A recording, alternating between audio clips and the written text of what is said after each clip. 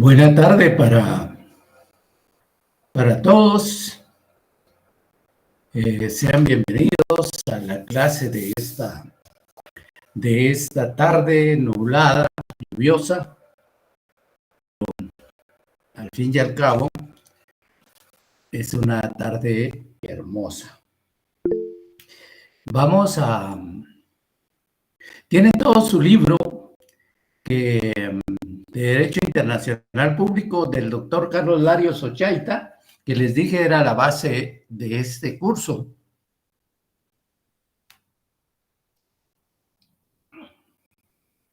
Pregunto, ¿están ahí? Sí, licenciado. Sí, licenciado, buenas tardes. Muy buena tarde, licenciado.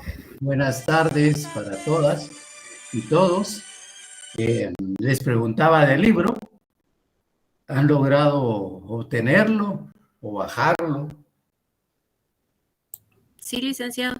Sí, ese va a ser el libro base y que tenemos que tener en cada una de las sesiones que tengamos, en cada una de las clases, porque vamos a ir viendo lo que ahí establece el doctor y lo vamos a ir nutriendo con otro tipo de información que vayamos obteniendo de los diferentes autores que trabajan esa materia del derecho internacional público.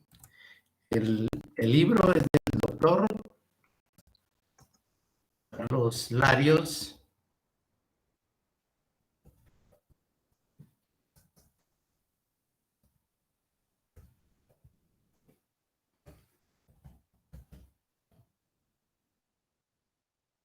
Larios Ochaita. Se llama Derecho Internacional .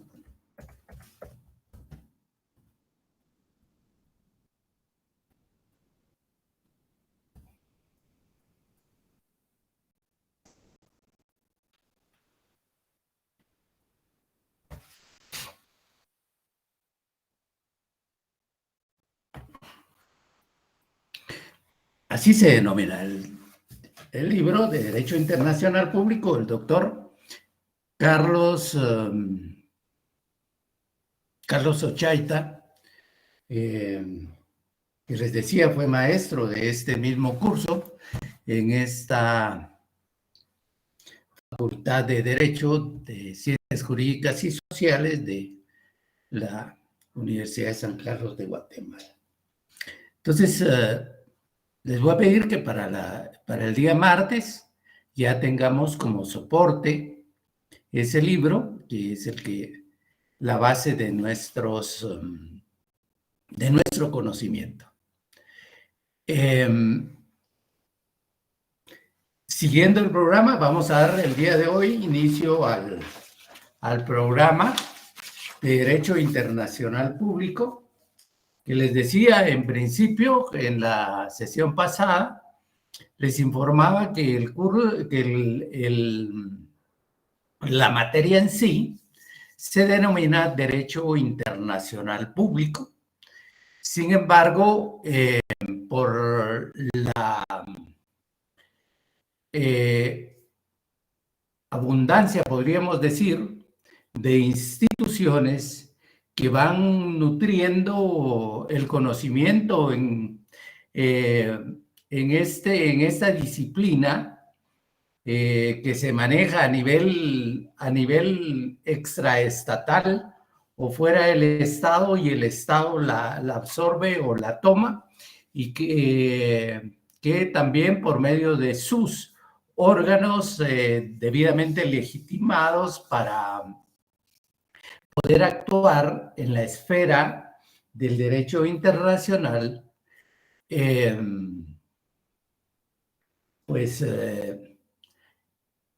actúan de esa manera. Y entonces, de acuerdo a ello, hay un sinfín de instituciones que es necesario analizar, y por esas circunstancias se ha dividido en Derecho Internacional Público 1, que que dentro de su pensum de estudios, ustedes lo tienen en el 9º semestre del área profesional de nuestra carrera de abogado y notario.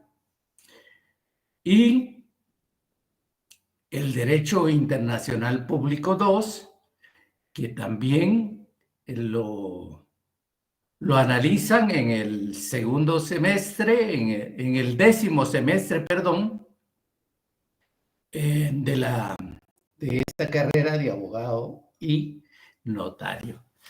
El derecho internacional público tiene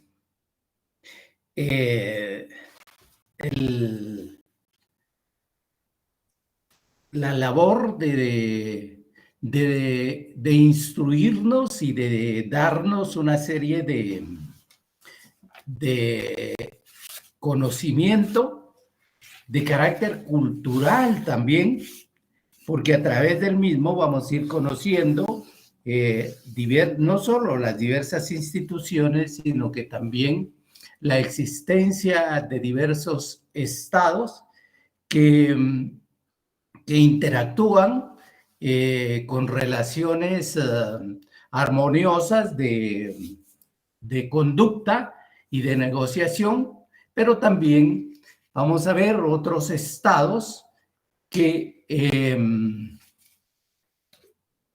desarrollan relaciones inamistosas, pretendiendo en un momento dado imponer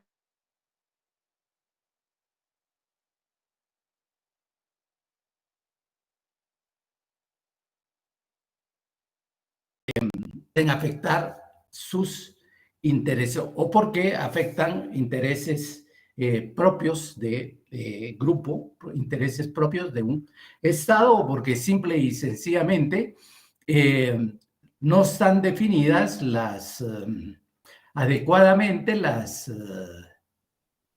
las colindancias que definen el territorio de esos estados.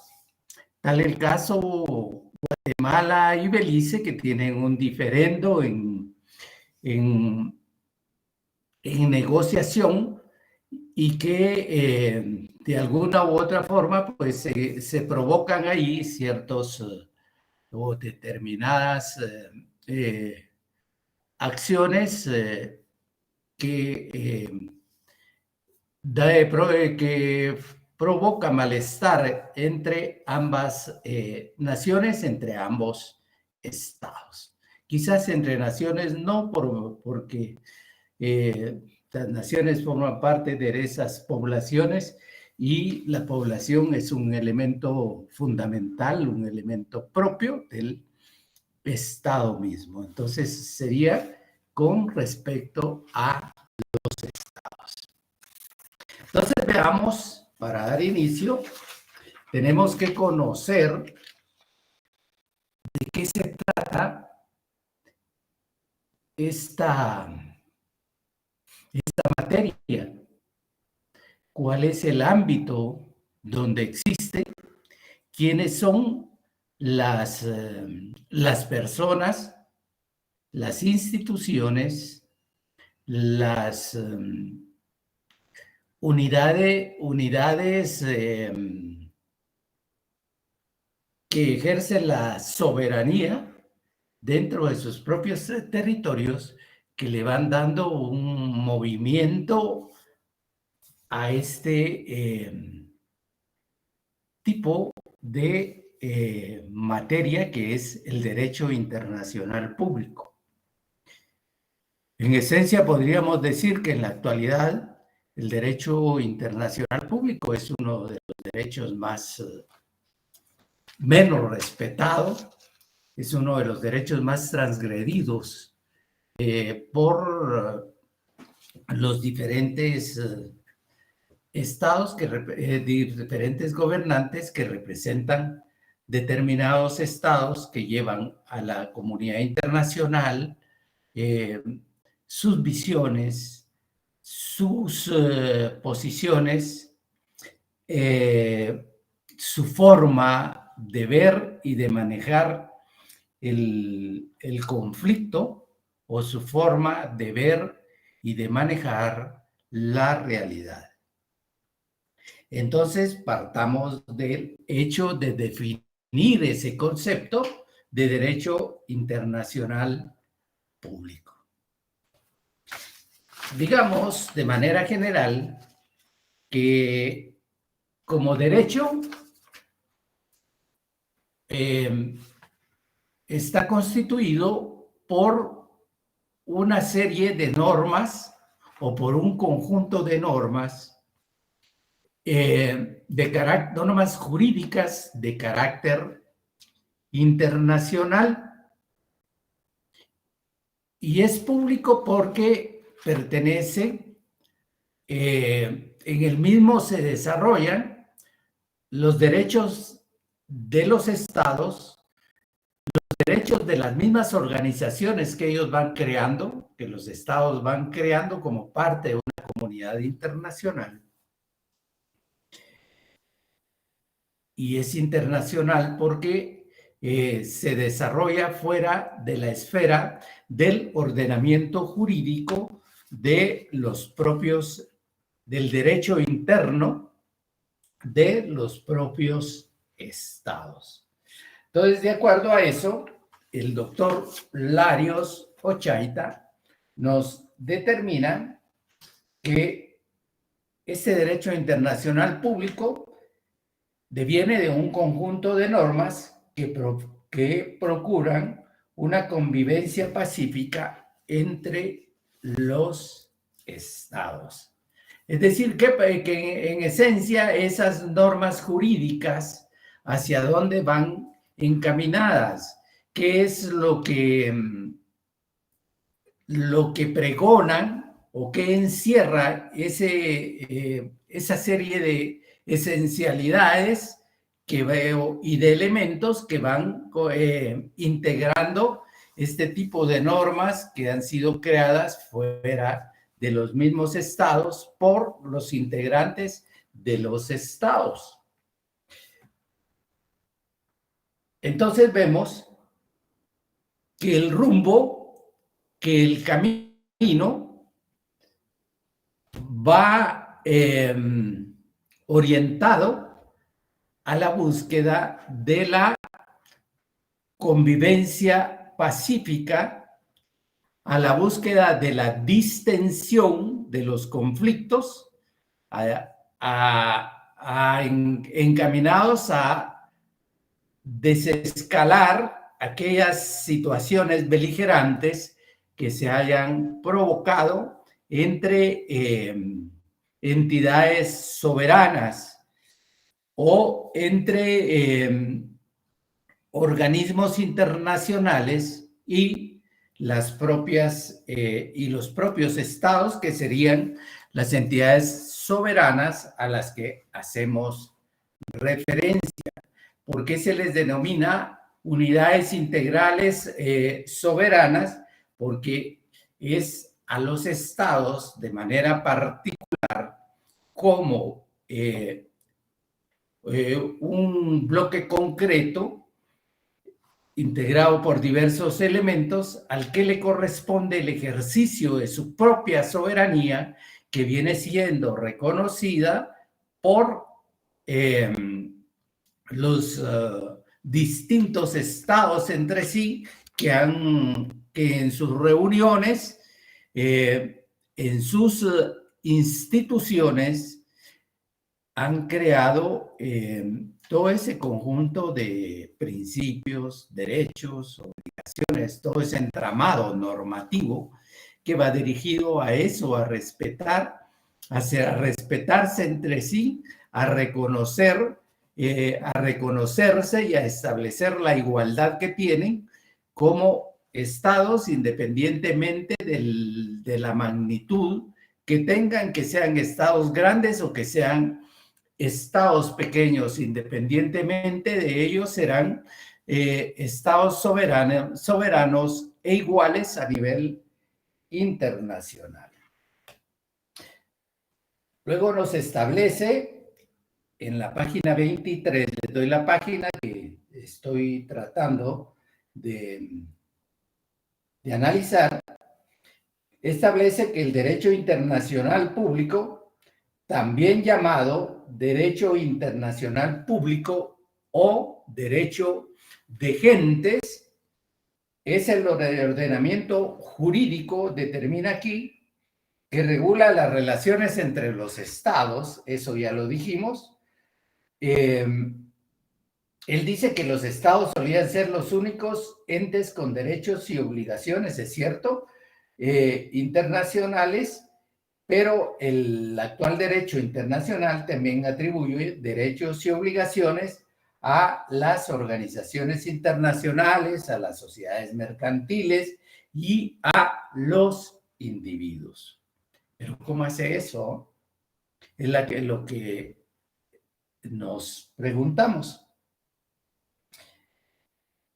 Bien, inicio,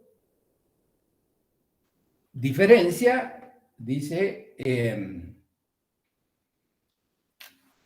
dos conceptos. ¿De dónde está el contenido del derecho internacional? Uno, que es el derecho internacional público, que como ya lo vimos, es un conjunto de normas y el doctor establece que pertenece y es desarrollado por las relaciones que perviven entre de los estados. Y luego establece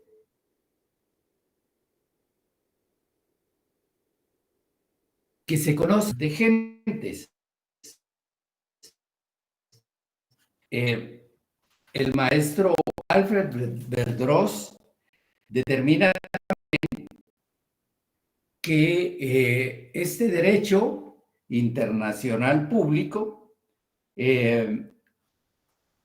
que está conformado, está nutrido por una serie de normas, por una serie de conocimientos teóricos que emanan de la experiencia misma y que se sustentan en el derecho, en el derecho consuetudinario. También se le conoce como el derecho de gentes. Lo que en el derecho romano, en un momento de la historia y en su realidad histórica como unidad social, que podríamos decir,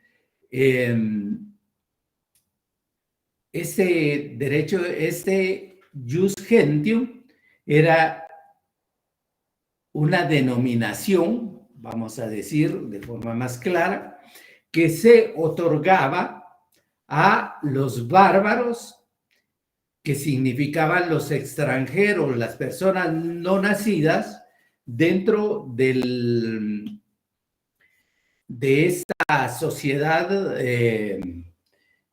romana, esclavista, de modelo esclavista y excluyente también, toda vez que en ese sentido llamaba bárbaros a los extranjeros y les otorgaba en alguna medida cierto estatuto de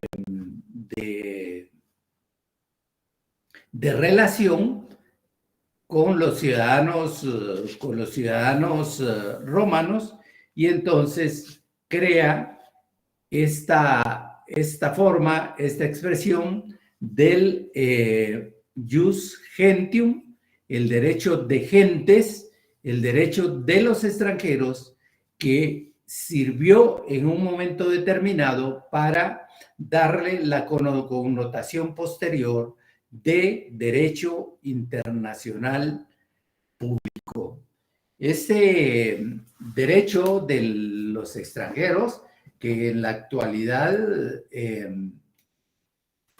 también lo vamos a analizar en cuanto a la forma y tratamiento que se otorga a las personas que no son nacidas en un país o un estado, un territorio determinado, al cual se le denomina estado, pero que por circunstancias ajenas a su propia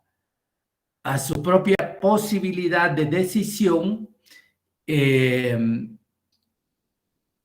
se ven obligadas a desplazarse para buscar protección a otro tipo de estados que quizás tengan una mayor estabilidad en su territorio y como resultado de ello, pues encontrarán en el ámbito internacional ciertas normas de protección con ciertas instituciones que han sido creadas por un organismo internacional como es Naciones Unidas y que estas instituciones como tal son las que van a otorgar asilo y son las que van a otorgar en un momento determinado.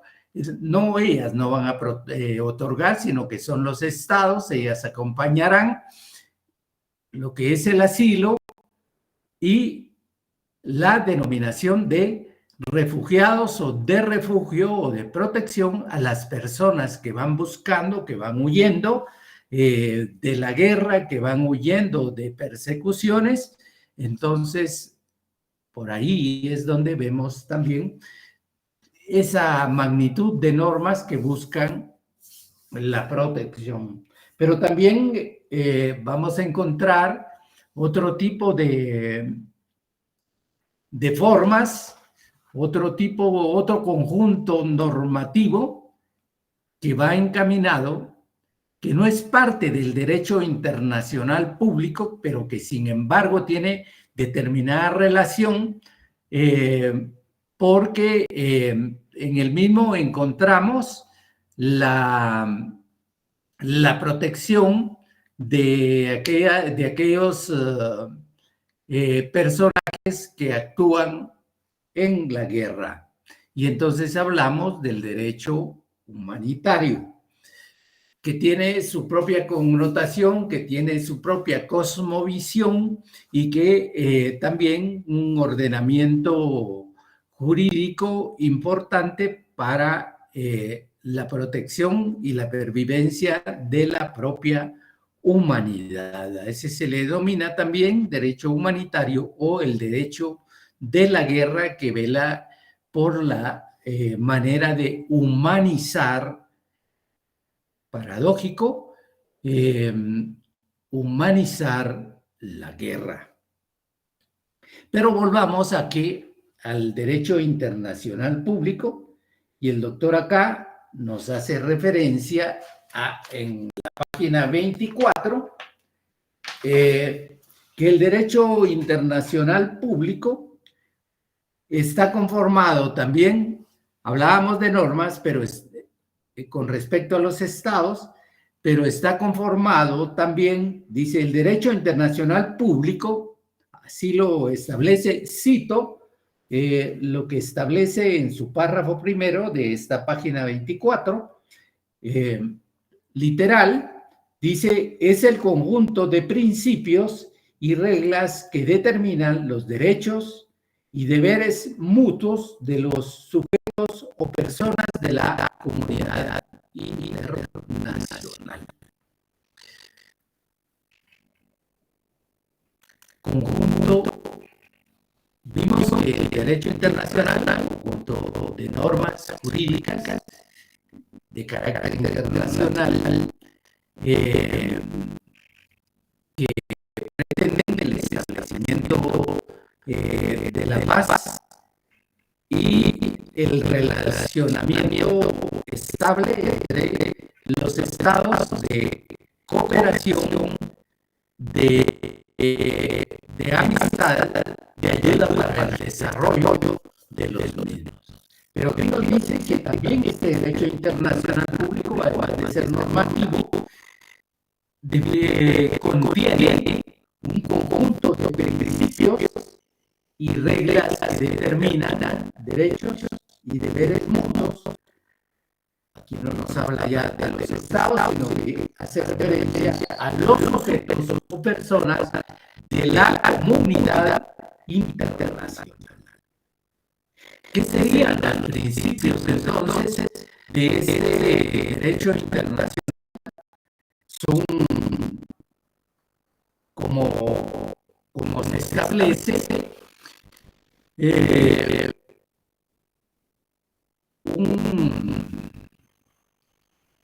un conjunto de ideas cuyo espíritu informa el contenido de una norma. Es decir, a través de estos principios que quedan calcados en las cartas organizativas de las diversas organizaciones internacionales, a través de esos principios, los estados deben de regir también su conducta frente a los demás. Dice, estos principios y reglas determinan derechos y deberes. ¿En dónde está ese conjunto de principios? ¿Dónde los encontramos?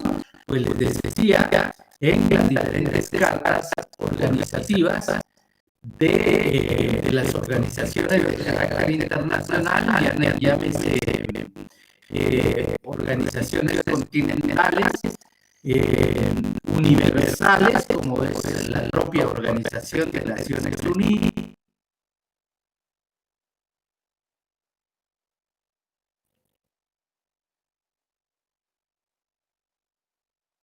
recoge un principio fundamental de los estados, como es la autodeterminación de los pueblos como figuras fundamentales dentro de las cuales deberán de regirse todas las relaciones que se produzcan por parte de los estados en el ámbito del derecho internacional. Entonces, ¿qué significa que exista el reconocimiento de estos principios para las relaciones internacionales? Básicamente, en la medida que estos principios son respetados, en la medida en que son robustecidos por el conjunto de actos de los diferentes gobernantes que representan a sus diversos estados, pues vamos a encontrar o vamos a ir encaminados hacia un propósito específico que está establecido en la Carta de Naciones Unidas, en la Carta de la OEA, en la Carta de creación del SICA, como es el mantenimiento de un concepto que es fundamental y que sirve para preservar la existencia de la especie humana, como lo es el erradicar la guerra como un concepto internacional para mantener la paz de los estados y el desarrollo de los mismos a través de la cooperación, a través de la solidaridad y del despojo de actos internacionales que en todo momento vayan a afectarles a los otros estados que van en la búsqueda de su propio desarrollo y de una mejor existencia para sus propios conciudadanos, utilizando los términos de los derechos humanos. Entonces nos habla de determinar los derechos y los deberes mutuos de los sujetos y de las personas que conforman esa comunidad internacional. expliquemos de dónde surgen esos deberes y de esos derechos. Pues surgen de un conjunto normativo, de un elenco de normas que se crean a través de una convención que es un medio fundamental para crear derecho internacional público. Y esa es la Convención de Uruguay de 1933, en la cual los estados que participan en la misma y los que posteriormente la aprueban se adhieren al hecho del reconocimiento de que los estados tienen derechos y que los estados tienen deberes frente a los demás. Crea entonces, a través de esa convención de carácter internacional, que va a tener una fuerza suficiente frente a los estados y que la invocan reiteradamente para recordar que existen reconocimiento de derechos y reconocimiento de la existencia de deberes por parte de los estados mismos que conforman esta comunidad internacional. Y en esa convención de 1933, Convención de Uruguay, es donde los estados como tales reconocen también ciertos principios de que están contenidos dentro de esos derechos. Y uno de los principios fundamentales es el principio de la no intervención. Principio fundamental que en la Carta de Naciones Unidas de 1945, Carta de San Francisco, también se le denomina, está contenido ese principio que pretende convertirse en un dique para contener cualquier forma de agresión, cualquier forma de invasión que pueda existir por parte de un Estado hacia otro. Entonces, es la Convención de Uruguay la que preserva, determina, establece los derechos y deberes de los estados. Pero acá el doctor hace referencia a sujetos, a derechos de los sujetos o personas de la comunidad internacional. ¿Quiénes son los elementos que conforman esta comunidad internacional, como se le denomina? Y entonces vamos a ver dentro de la esfera de este concepto, vamos a ver que perviven, se interrelacionan, se conforman, se crean determinados organismos de derecho internacional que pueden ser especializados en materias y que se proyecten hacia la cooperación y desarrollo de los estados. Quienes conforman entonces esta comunidad internacional, en principio, decía el doctor que únicamente eran los estados los que conformaban este internacional público.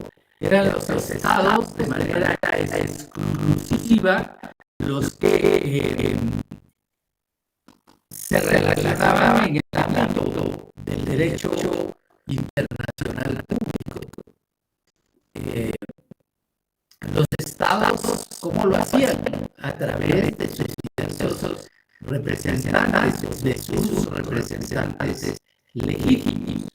¿Quiénes eran esos representantes legítimos? Pues básicamente son sus órganos jurisdiccionales, sus órganos ejecutivos, los que tienen dentro de sus atribuciones el desarrollo de la política internacional y la ejecución de esa política de carácter internacional, es decir, que participan en representación de este Estado con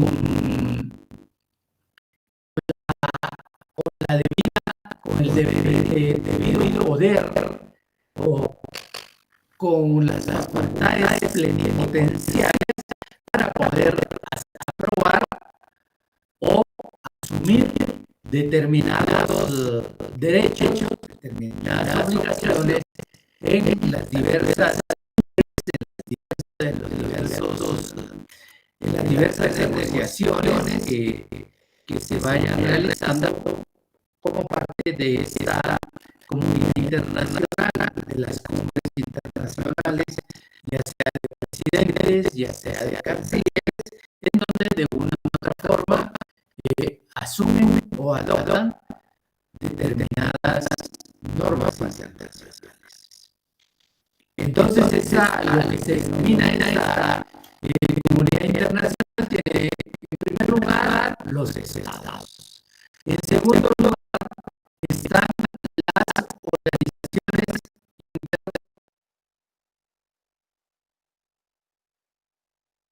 internacionales para que de manera especializada puedan proyectarse y puedan desarrollar y proponer los organismos internacionales posibilidades de actuación e inclusive de creación de normas a través de las distintas conferencias como parte de una organización especializada de derechos humanos, de derecho internacional, llámese OMS, que estuvo criticada en esta fase crítica que vivimos a nivel mundial como resultado del COVID-2, que se llevó a una cantidad enorme de personas y que la comunidad internacional simple y sencillamente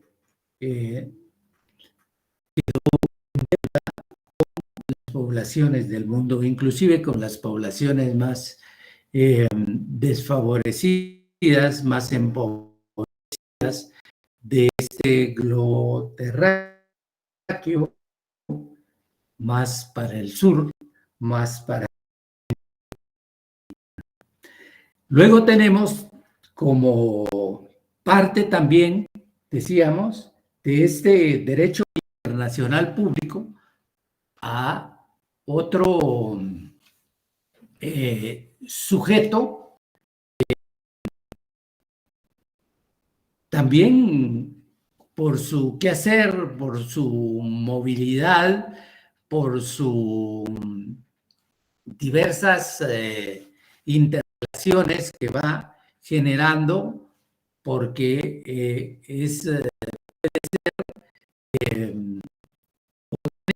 posibilidades de movilización dentro de los diversos estados o en los diversos estados, puede crear en un momento determinado actos que afecten a la comunidad internacional, a un grupo específico de personas, a un grupo étnico, un grupo cultural, y que frente a eso no se le puede dejar de manera libre para que él pueda realizar actos que afecten derechos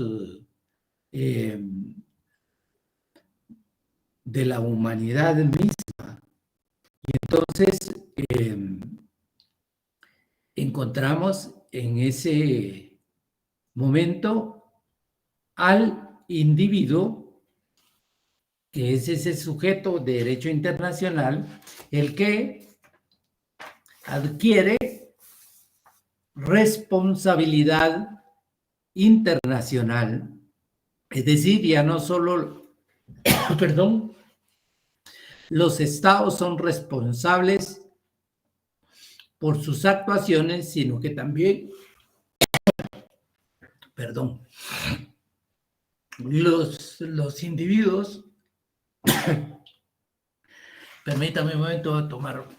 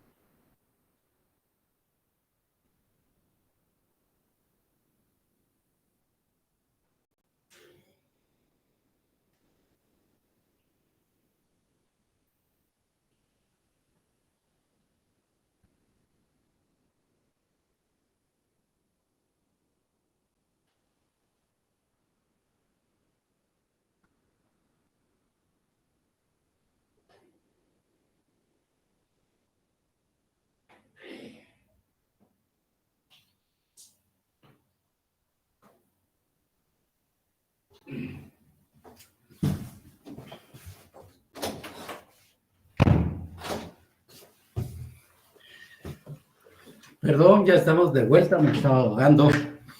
Entonces, ¿estamos hablando de quién? De ustedes. ¿De quién?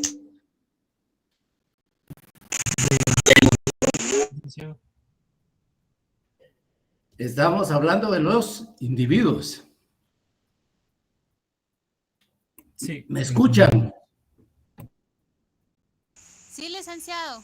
Muy bien, muchas gracias. Gracias. Entonces, les decía que los individuos también forman parte de este derecho internacional público, aun y cuando les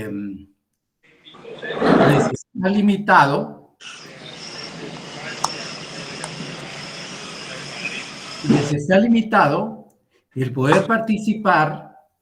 Gracias, que te apetece sacar la basura ya que te comiste un montón de comida. Así te baja la panza.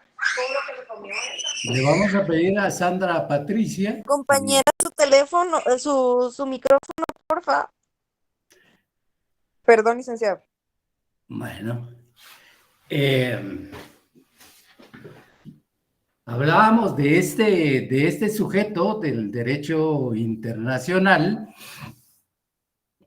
que es, que como tal, como individuo, es una persona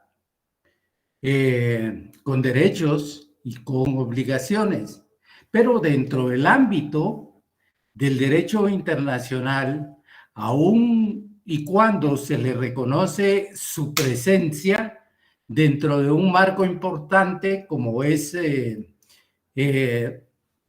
los derechos, de un ámbito de los derechos humanos en particular, no se le permite la creación de normas de derecho internacional que están de manera exclusiva determinadas para los estados mismos.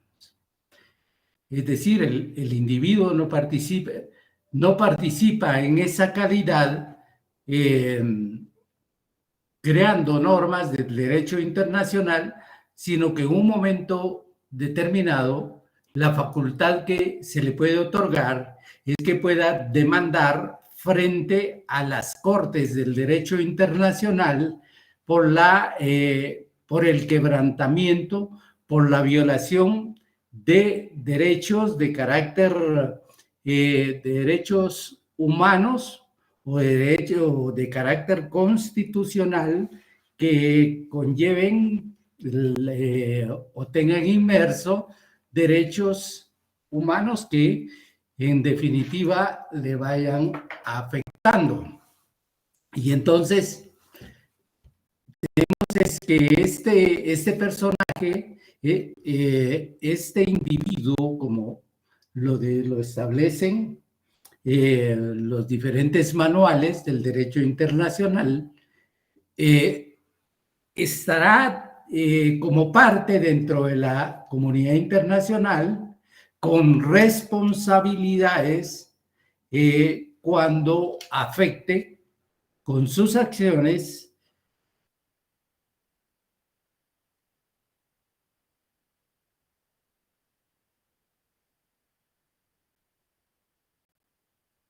grupos en particular.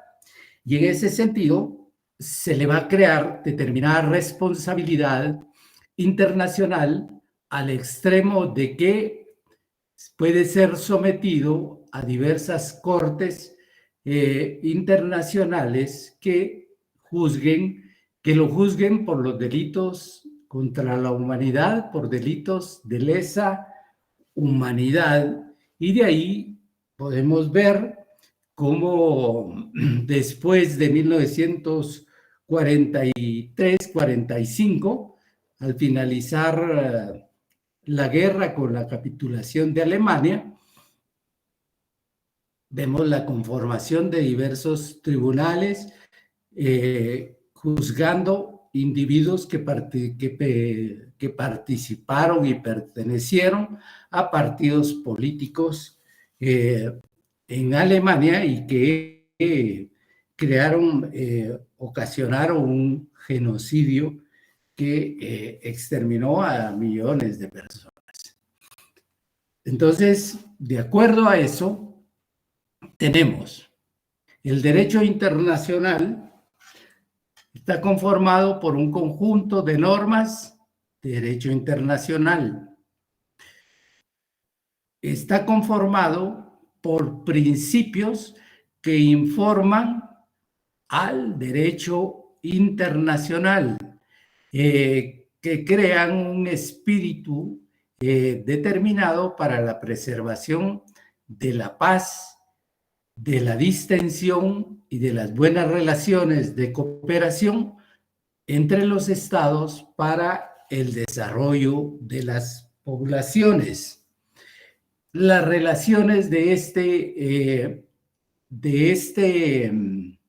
que surgen son relaciones entre estados, entre organismos internacionales especializados y en un momento determinado para los individuos.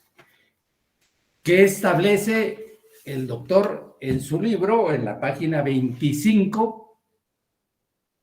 En el párrafo segundo, él nos establece, digamos, establece el doctor, cito literal, digamos que este derecho internacional, digamos que es la combinación de todas las definiciones que él cita en las páginas anteriores. Y dice que la que mejor responde a dar una idea general o menos exacta de lo que es el derecho internacional público contemporáneo, describámoslo así. Los que tienen el libro a mano, pues subrayarán esta parte, porque es la que resalta para definir de mejor forma lo que se debe entender por derecho internacional. Dice que el derecho internacional público es el conjunto de normas y o principios que rigen las relaciones. Normas y o principios como que asemeja las normas con los principios. Eso nos hace pensar que ya él determina que en esas normas van contenidos determinados principios que son fundamentales para el desarrollo del derecho internacional. Y entonces dice que estas normas y o principios rigen las relaciones de quién, de quiénes y para quiénes. Dice las relaciones de los estados entre sí. Es decir, los estados pueden participar dentro de una comunidad de estados en la cual negocien, establezcan ya sea relaciones de carácter político, de carácter financiero, de carácter comercial, de naturaleza deportiva, etcétera, etcétera. Entonces son estas unidades soberanas, son los estados los que participan dentro de ese conjunto relacionados entre sí. Llamemos los países de Centroamérica, por ejemplo, Guatemala, el estado de Guatemala, el estado de El Salvador, el estado de Honduras, el estado de Nicaragua, el estado de Costa Rica y por ahí un tanto como el Istmo Centroamericano, Panamá y ahora Belice, interactuando dentro de lo que se denomina el sistema de integración centroamericana, que hacen todos esos estados dentro de este organismo, pues relacionarse y buscar medidas y formas y fórmulas de desarrollo para sus propias poblaciones. Entonces, establece que estas normas y estos principios rigen esas relaciones entre los estados.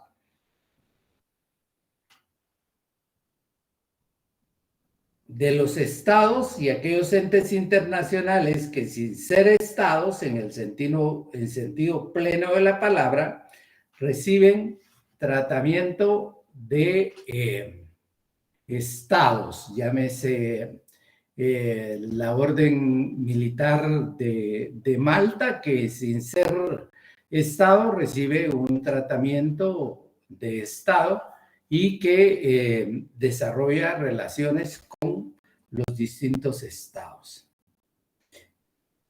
Va a desarrollar relaciones de los estados y aquellas entidades que sin ser estado poseen personalidad jurídica internacional. De los estados y aquellas entidades que sin ser estados poseen personalidad jurídica internacional. Y aquí entonces hablamos de las relaciones que pueden existir dentro de los estados y los diferentes organismos internacionales. Llámese, por ejemplo, que tienen capacidad jurídica y tienen personalidad jurídica y por tanto capacidad para poder actuar y realizar negociaciones con otros estados, pero que en iguales condiciones de relación. En ese sentido, podemos hablar que existe una relación entre estados y organismos internacionales en nuestro medio, diversas con el Programa Nacional del Desarrollo de Naciones Unidas para el Desarrollo, la PNUD, con otro organismo importante como es el de la UNESCO para el desarrollo de la educación, para el desarrollo de la cultura, que es muy importante y que forma parte de esas entrerelacionamiento de carácter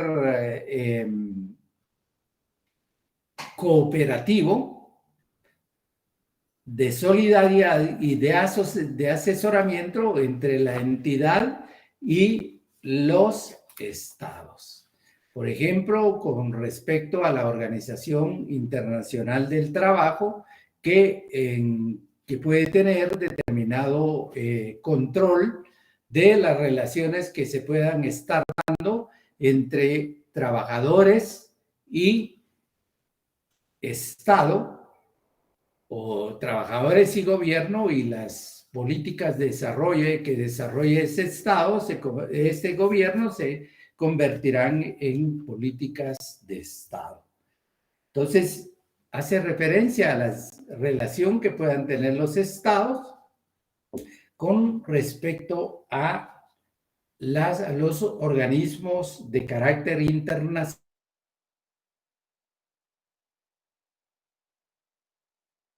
que han sido. Y por último, que vayan con respecto a los estados y de los individuos en ejercicio de aquellos derechos y deberes que se consideren de naturaleza internacional. En materia de derechos humanos se puede considerar como parte del derecho internacional y como consecuencia de interés para este derecho internacional público. Entonces, desde esa perspectiva, vamos a entender ¿en qué consiste este derecho internacional público? Y al respecto los dejo ya con esta definición que recoge y que produce una síntesis de todas las ideas que se han desarrollado por los diversos tratadistas, por los diversos autores del derecho internacional público, y que unos aportan más en cuanto a determinadas instituciones y otros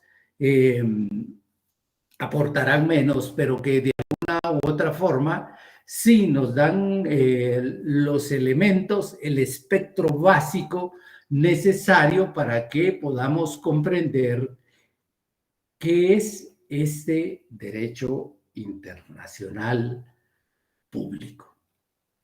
Y que a ese respecto les pregunto si tienen alguna duda para que podamos pasar al próximo punto.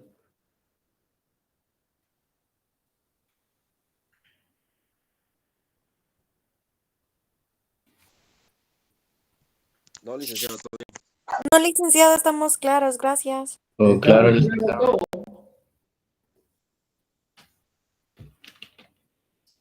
Bueno, entonces, si ya somos unos doctos en el conocimiento del concepto de derecho internacional público y lo podemos definir, pasemos al otro punto del programa, que es que se refiere a las ciencias auxiliares del derecho internacional público. ¿Con qué disciplinas del derecho se desarrolla esta materia en particular del derecho internacional público? Establece el doctor, vuelvo y repito, tenemos el libro base, el que vamos analizando. Para comprender, determina el doctor, ahí es donde cito literal, para comprender la naturaleza y alcance del derecho internacional público, debemos de tomar en cuenta que el mismo se ha desarrollado con la disciplina jurídica y no jurídicas, con la colaboración de disciplinas jurídicas y no jurídicas.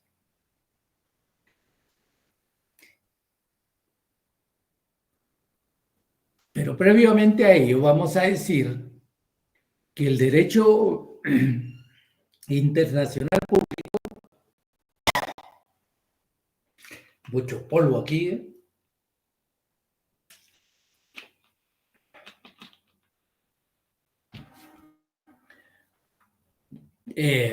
con diferentes, el derecho internacional público en su devenir histórico ha tenido ciertas expresiones, podríamos decir, ciertos elementos que hacen pensar de la existencia de este derecho internacional en la antigüedad, aun y cuando en ese entonces, en ese estadio de la historia de la humanidad, no existieran propiamente los estados, sino que las unidades, estados como tales, sino que las unidades económicos, sociales de personas que residían en un territorio determinado. Así encontramos elementos importantes en Egipto, encontramos elementos importantes en Grecia, y luego de manera fundamental, donde ya se va creando todo un ordenamiento específico dentro del derecho romano. Ya vamos viendo ahí algunas expresiones importantes del derecho que hacen pensar ya en la proyección de un derecho internacional público por las relaciones que puedan existir en las diversas comunidades que conviven y se interrelacionan por las cercanías de los propios territorios alrededor de determinados mares que permitían el intercambio entre estas sociedades, no solo intercambio comercial, sino que a la vez un intercambio de carácter cultural que era importante para el desarrollo de las propias ciudades, estados, de los propios pueblos que convivían en esos sectores. Pero establece el doctor acá que hay disciplinas jurídicas que de manera más importante coadyuvaron a la formación del derecho internacional público y dentro de las cuales destaca las siguientes. El derecho constitucional, que indica, establece o fija los patrones dentro de los cuales el Estado debe de encuadrar en el concepto del derecho internacional público. Y sí, efectivamente, pero esto ya lo vemos con el aparecimiento mismo y el reconocimiento ya en la edad posmoderna de los estados mismos. Ya ahí ya encontramos la existencia de estados políticamente conformados que crean un ordenamiento jurídico, crean un contrato social, podríamos decir, en el cual erigen todo un ordenamiento jurídico, como lo es, dentro de los cuales está como fundamental un derecho internacional, un derecho constitucional que crea una serie de valores, una serie de postulados y de principios que conforman ya el Estado mismo y dentro de los cuales establecen organismos que se van a encargar del desarrollo del derecho internacional público y para el efecto interno del Estado, como lo son los jefes de Estado, los jefes de gobierno, los presidentes, los primeros ministros, que van a diseñar la política internacional. Es decir, respetando la existencia de todo un entramado de normas relacionadas con el aspecto diplomático, también ellos verán la manera de desarrollar políticas de carácter internacional, de relaciones internacionales que interesen a su propio Estado o a su propio gobierno, dependiendo de la temporalidad. Luego tenemos el derecho administrativo, que establece el doctor, que fija procedimientos y señala los órganos competentes de su quehacer en el campo del derecho internacional público. Es decir, va creando determinados órganos internos a los cuales les asigna determinadas atribuciones que permitirán la ejecución de una política, de las relaciones de carácter internacional que tendrán por parte del Estado en el exterior. El derecho financiero es importante porque otorga los lineamientos de disposiciones arancelarias en el campo de la integración y cooperación internacionales. Aquí ya hace referencia a un concepto bastante importante como es la integración. Y esta integración es la que permite a los estados interrelacionarse en unidades soberanas mucho más amplias, en las cuales podrán compartir no solo aspectos propios como el financiero, aspectos propios como el comercial, sino que también la utilización de un pasaporte único que dé opciones y facultades para que las personas se puedan desplazar de un lugar a otro, como sí existe con la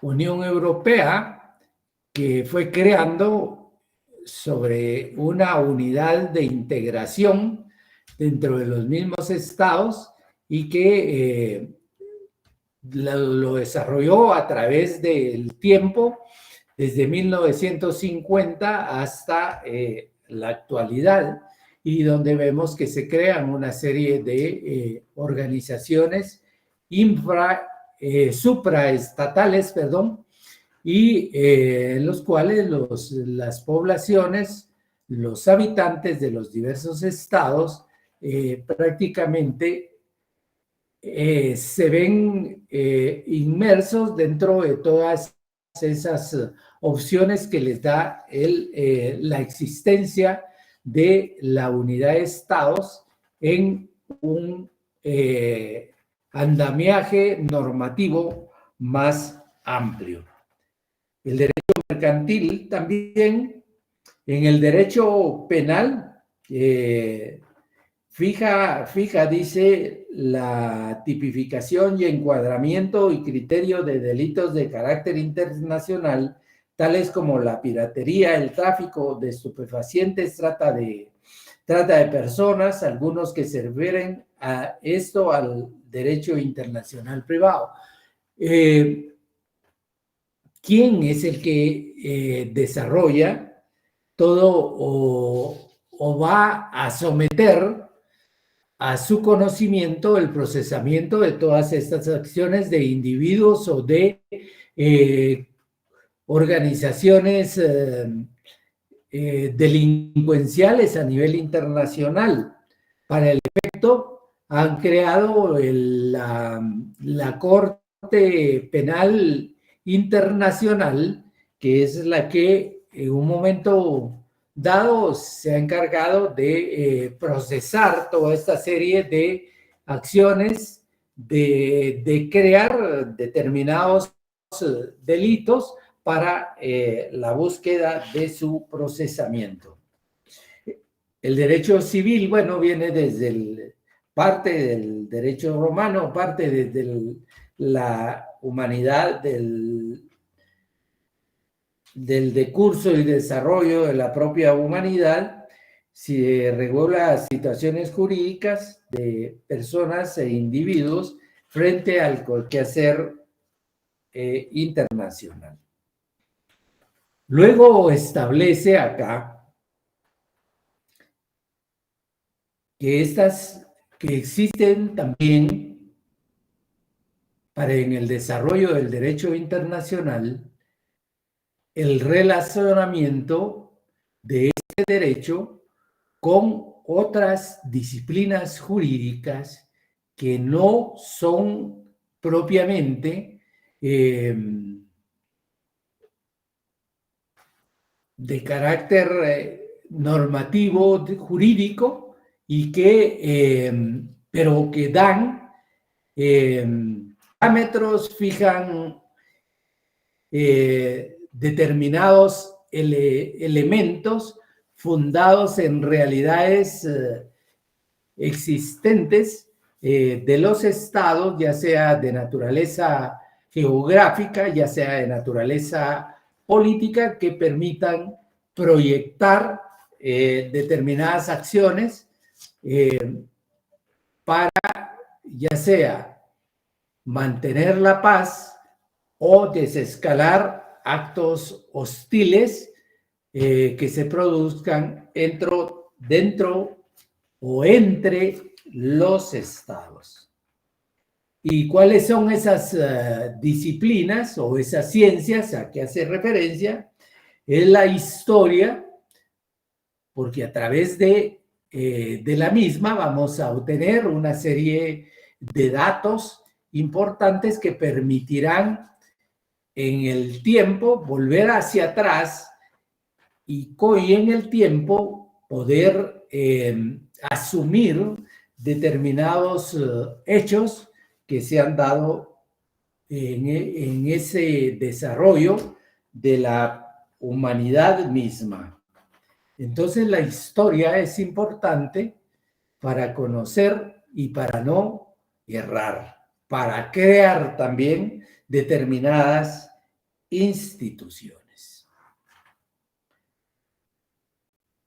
Algunos dicen que se debe olvidar el pasado. Sin embargo, por olvidar el pasado se tropieza con la misma piedra y entonces el conocimiento de la historia es bastante importante para no volver a incurrir en los mismos errores. El pasado no se puede olvidar porque está allí. Y ese pasado es una fuente de conocimiento que nos va a ayudar a proyectarnos en la creación, en la formación y en el desarrollo de diversos organismos e instituciones. Luego tenemos otra disciplina que es muy importante, otra ciencia importante auxiliar, que se fundamenta de manera principal e importante en la geografía, en la situación geográfica de los diversos estados que conforman el globo terráqueo y que es importante para ir entendiendo la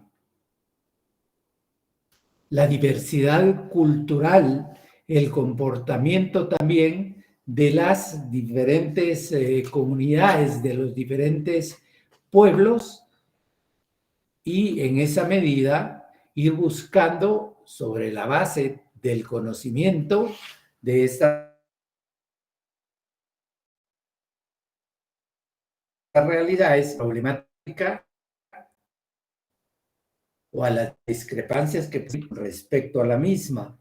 Y esta disciplina es la geopolítica que debemos de, o que se debe tomar muy en cuenta y que en la actualidad está o se encuentra muy movida, muy activa por parte de los diferentes dirigentes, de parte de los diferentes líderes a nivel internacional que van viendo cómo se van creando hostilidades dentro de los mismos estados para la satisfacción de intereses propios. De ahí que tengamos que entender cómo está dividido el globo terráqueo, cuántos continentes existen, cómo están conformados estos continentes, qué unidades soberanas forman los mismos, cuáles son las culturas propias de estos estados para ir entendiendo cuál es su situación orográfica, su situación lacustre, marítima, que los rodea y que de los mismos puede salir determinadas respuestas a situaciones específicas. Entonces la geopolítica es muy importante, inclusive para desarrollar geoestrategias como lo determinan los propios líderes políticos que actúan en esta época.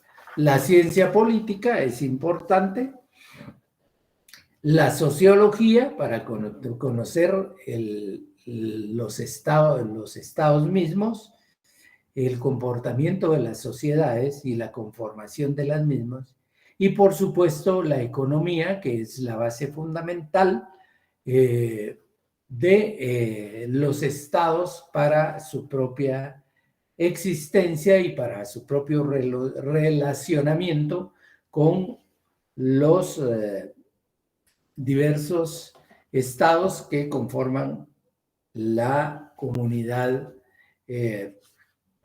internacional. No tengo más punto que avanzar. toda vez que el tiempo es el que nos avanzaba a nosotros.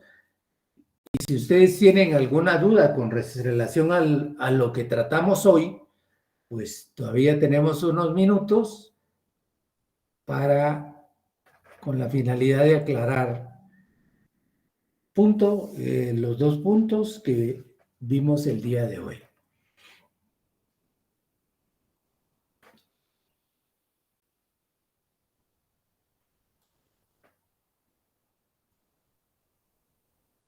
¿Hasta qué página hay que leer para la próxima?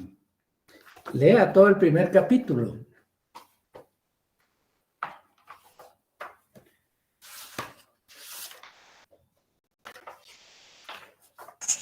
Licenciado, buenas tardes. Le digo. Quería ampliar sobre la no intervención. Bueno, yo entiendo de que la no intervención... No le escucho. ¿Me escucha, licenciado? Un poco, hable. Si podría ampliar sobre la no intervención, sobre ese principio que dijo de entre los estados.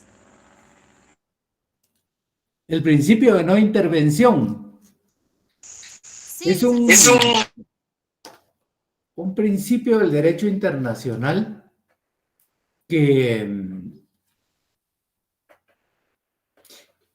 fundamenta la coexistencia pacífica de los estados a través del respeto de la igualdad soberana de los estados, a través que por el posicionamiento de fuerza que pueda tener un estado, quiera agredir a otro estado que ha asumido una posición, ya sea de carácter político, ideológico, dentro como parte de su estado mismo, pero que ello afecte intereses de otro estado que le presione y que busque la forma de hacer cambiar a través de actos no amistosos, hacerlos cambiar de idea a través de la presión, ya sea política, ya sea de carácter económico, ya sea de carácter financiero, y que busque opciones para que otros estados también puedan asumir la misma conducta en transgresión flagrante a este derecho de no intervención que está determinado en esa Convención de Viena de 1933. Si no tenemos otra... Gracias, licenciado. Feliz tarde. Bueno, les deseo un feliz fin de semana tranquilo, que lo disfruten y nos vemos el próximo martes. Feliz tarde, licenciado. Feliz Feliz tarde. tarde. Gracias, licenciado. Feliz tarde.